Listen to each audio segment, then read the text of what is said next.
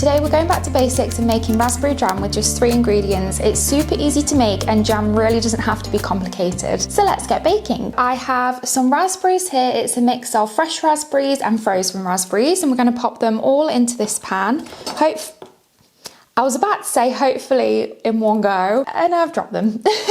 And then we are going to add our granulated sugar, and this is 1:1 ratio. So we've got 400 grams of raspberries and 400 grams of sugar. And we're going to put this on a really low heat. So on here, I'm just going to put it on 2. And we want the sugar to start dissolving. And once it's dissolved, we can then ramp up the heat and start getting it boiling. Now you might be asking, Alicia, you're making a jam without jam sugar. What's that all about? Well, you don't need jam sugar necessarily for certain jams, and raspberries is one of them. The reason that you use jam sugar is because it has something in called pectin, and pectin is what helps the jam to set. But in certain fruits it's naturally high in pectin, and raspberries is one of them, so we don't actually need jam sugar. We can just use granulated sugar. And then you just want to mush down the raspberries ever so slightly. The sugar obviously helps to break it down really well, but we just want to give it a little mush and help it out a little bit. So at this stage I'm also going to grab a plate and I'm going to put it in the freezer. Bear with me on this one. This is how we're going to test whether our jam is set or not. This is going in the freezer. So I'm going to turn this up to medium-ish heat, and I want it to start boiling. And we want to keep stirring this every so often.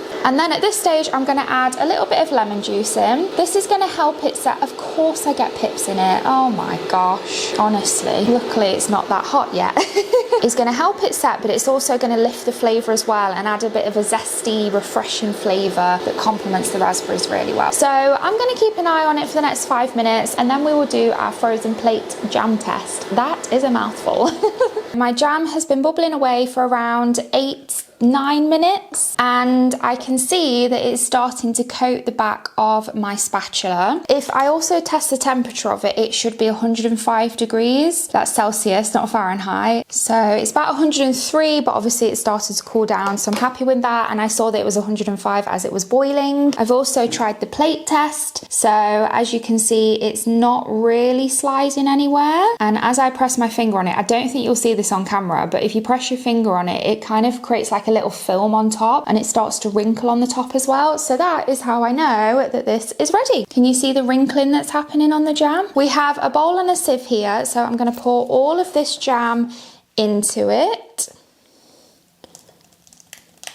So ever so gently, we're just pushing it through. So we should just be left with a lovely jammy texture underneath the sieve, and then all of the seeds above the sieve. And then this is our jam. So I have a sterilised jar here. Really important that you sterilise your jars because you don't want mouldy jam. Simple as that. Pour this in.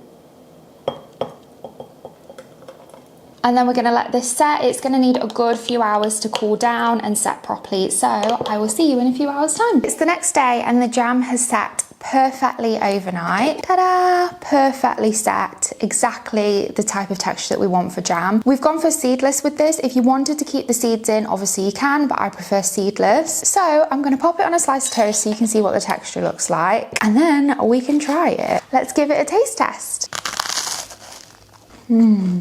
Oh, that is really delicious. And that is how easy it is to make homemade raspberry jam. Let me know in the comments if you want more jam recipes, sauce recipes, anything like that. Thank you so much for watching, and I'll see you next week for another one. Thanks for watching. Bye.